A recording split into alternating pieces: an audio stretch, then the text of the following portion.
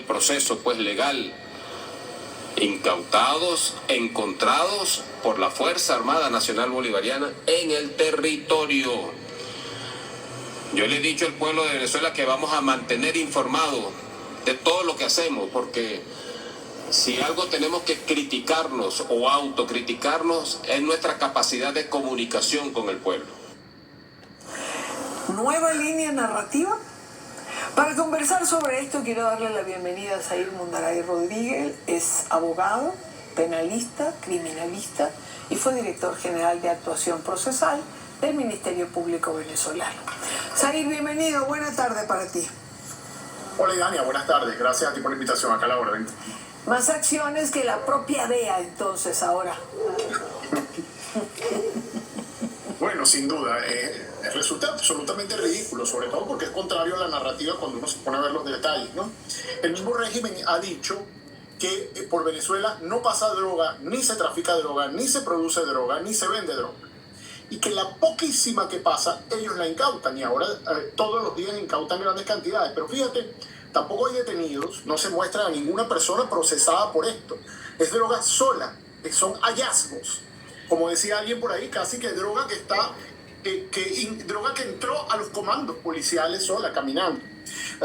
Obviamente acá hay una dinámica de tratar de generar frente a la opinión pública, que creo que ya es tarde porque absolutamente nadie le cree, que están teniendo alguna iniciativa real para combatir el narcotráfico. ¿Y por qué no hay detenidos?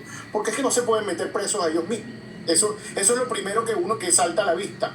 Luego, el bloqueo de la costa Caribe está produciendo, desde la perspectiva del gran negocio del narcotráfico, un represamiento de la droga. Es decir, la droga que ha pasado desde Colombia y que ya se produce en algunos laboratorios venezolanos no puede salir por la costa Caribe. Es decir, necesariamente los narcos van a tener que mudarse a la costa Pacífico. Venezuela no tiene salida por el Pacífico. Entonces esa droga que tienen represada la están exhibiendo, pero la están exhibiendo no dentro del marco de un proceso judicial, porque no se sabe a quién está procesado, qué ocurre con la investigación, no sale cómo se destruye la droga, Idania, porque es que la ley de drogas venezolana dice claramente que una vez se hagan las experticias, de manera inmediata tiene que solicitarse una orden judicial para que la droga sea incinerada frente a las autoridades y en actos públicos. Eso jamás. Oye, Zair, como tantas veces lo vimos hace años atrás. Era absolutamente común, iba en los medios de comunicación y todo el mundo lo veía. Eso desapareció.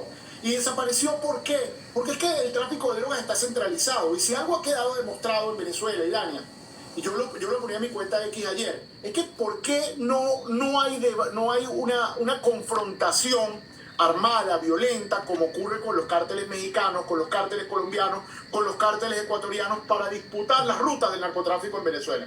¿Por qué uno no ve que eso ocurre? No ocurre porque hay una centralización del narcotráfico, y el narcotráfico está en manos del poder.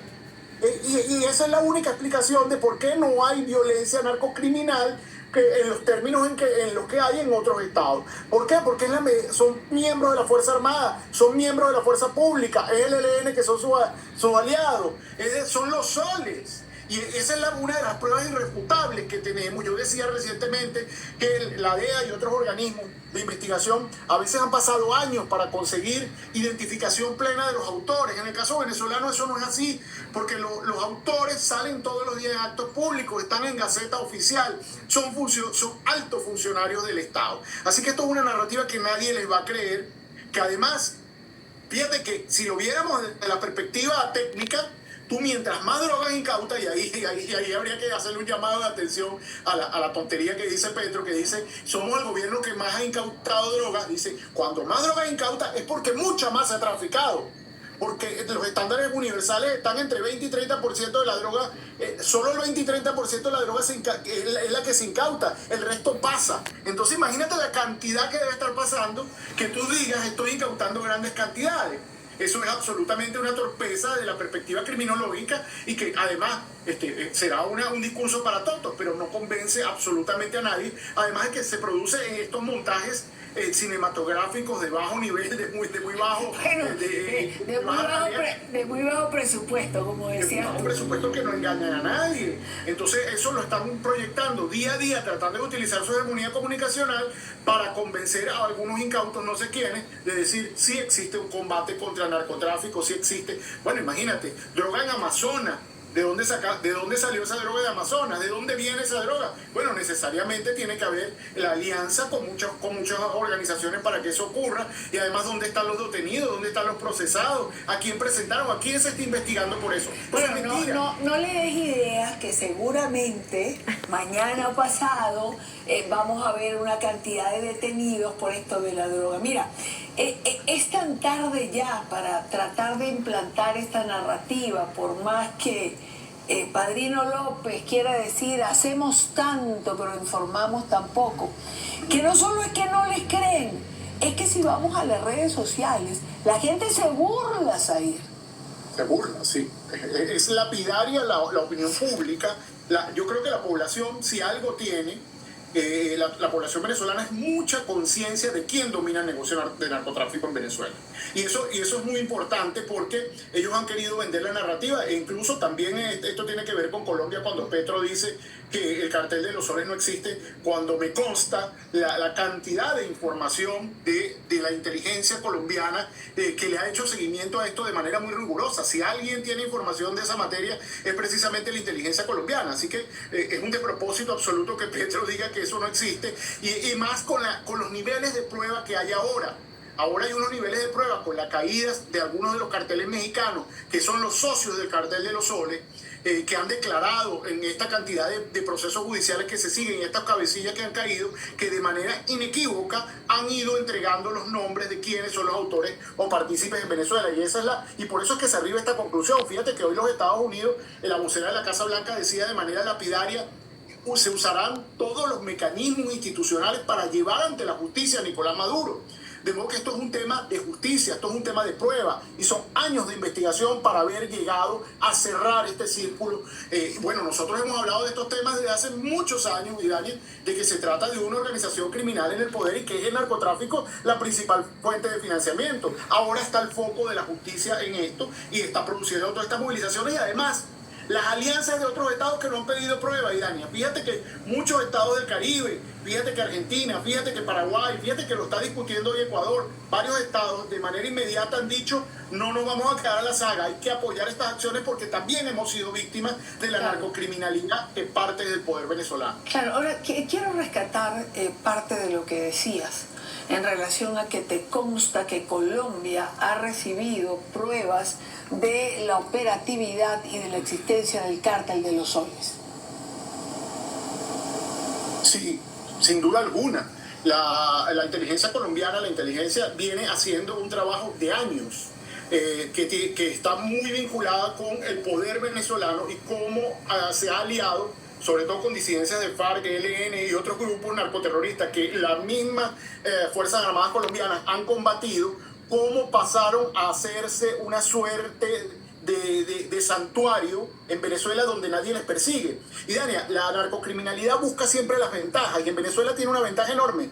El poder le apoya, el poder es copartícipe, de modo que utiliza nuestros puertos, aeropuertos, tiene toda una vía libre hacia el Caribe, tiene una ubicación privilegiada y no tiene las dificultades que existe en Colombia, que además de que te persigue la fuerza pública, tienes otro problema: la precariedad de algunas vías, es difícil llegar hacia algunas vías y hacia algunas salidas, y tienes otro problema, que es que las mismas facciones se disputan las rutas, de modo que quitarle la droga al otro o hacer un atentado o matar al otro para quedarte con su ruta forma parte de las dinámicas de la narcocriminalidad. Eso no ocurre en Venezuela. Tienen una vía libre y eso forma parte de una planeación estratégica de alto poder. Por eso es que esa zona binacional que pretenden formar, o que han mostrado esa pretensión, vamos a ver qué dice la Corte Constitucional colombiana, es de inmenso peligro, porque implicaría la corrupción de la fuerza, o tratar de corromper las Fuerzas Armadas colombianas para llevarlas al mismo nivel de los soles. es decir, recentralizar o centralizar el tema de la narcocriminalidad en el lado colombiano, que no quede en manos de particulares, sino que sea el mismo Estado. Por eso que cuando uno oye el discurso de legalización de droga, de acuerdos binacionales, de la toma de control territorial, uno inmediatamente se percata, aquí hay una planificación. Y aquí hay una planificación sobre todo porque no has combatido los cultivos, y esa inmensa cantidad de cultivos en Colombia afecta a Venezuela, pero afecta a todo el hemisferio, y no has combatido tampoco que pasen todos los químicos que requiere para que los laboratorios funcionen.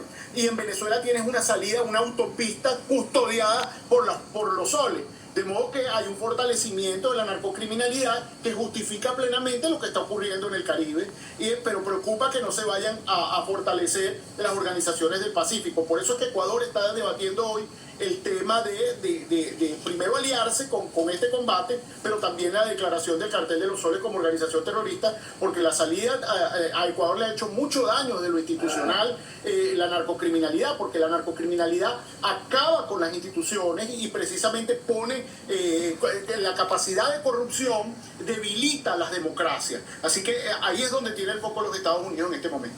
Claro, Zahir, pero es decir, los Estados Unidos tienen el foco allí. Argentina ya hizo algo en relación al Cártel de los Soles. Ecuador lo está debatiendo, como tú señalas, pero mientras todo esto ocurre, pues el presidente Petro insiste en su tesis y en su teoría de que el cártel o el Cartel de los Soles no existe absolutamente para nada, que eso es un invento de los Estados Unidos y que en todo caso en Venezuela la droga está traficada por otra organización que no tiene que ver con el Cartel de los Soles. Yo creo que no ha leído la orden ejecutiva.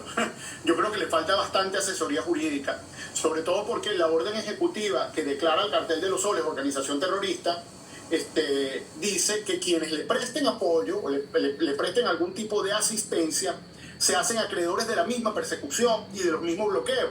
Así que Petro, a nivel personal, se está colocando en peligro de caer en la lista OFAC y de ser vetado o vinculado con esto, pero además ante la posibilidad de que se le investigue penalmente.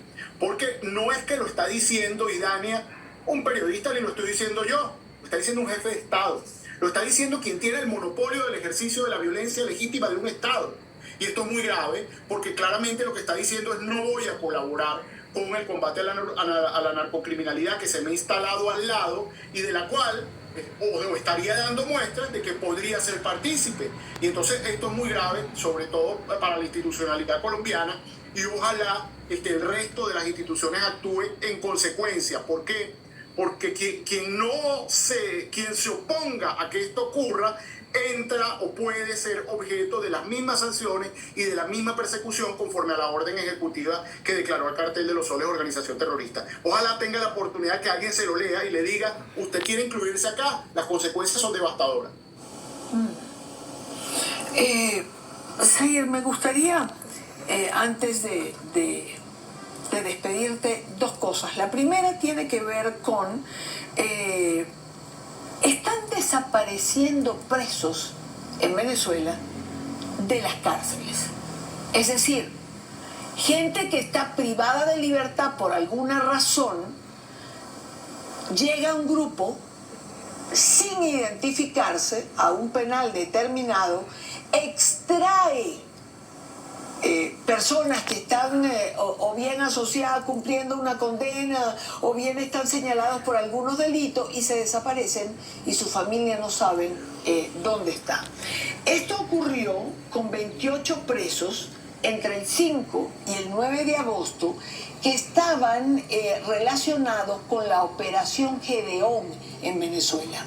Y hay una serie de familiares desesperados porque no saben qué hicieron a estos presos, a dónde los llevaron.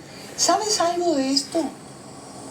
Sí, venimos haciendo las denuncias de manera además muy firme por esta situación que ha venido ocurriendo, Idania. Es realmente alarmante, porque no es solo que han sido víctimas de tortura, y que ya estuvieron en situación de desaparición forzada, algunos de la operación Edión fueron asesinados cuando se habían rendido, etcétera, sino que se trata de personas que están cumpliendo condena. Es decir, el Estado ya aplicó el derecho penal en su caso, y bueno, están condenados, tendrán que cumplir su condena. Bueno, ahora los desaparecieron en cumplimiento de condena. Estas personas se encontraban en el centro de tortura del SEBIN, pero por más que donde se encuentren, las familiares podían llevarle medicamentos, podían llevarle ropa, y tenían derecho, inclusive algunos de ellos, a alguna visita, porque otros los mantenían aislados. Bueno, ya no saben de ellos, entre el 5 y el 9 se desaparecieron. Desde el SEBIN le dicen, aquí no están, no vengan más, que aquí no están. Algunos les dijeron que podían estar en el fuerte Huaycaipuro. Se dirigieron al fuerte de Huaycaipuro, de ahí lo que recibieron fue la oferta de meterlos presos conjuntamente con ellos si seguían insistiendo, y además una negación de que ahí estaban. Ya sabemos que uno de los autores de esta aberración es un general de apellido Ojeda, lo coloqué en mis redes, que es el jefe, se llama general de división Luis Marcelo Ojeda, es el jefe de Dispremil, que es el servicio de penitenciario militar, que es quien se está encargando de ir a los centros penitenciarios, llevarse a los presos, sobre todo presos políticos, militares, y desaparecerlos.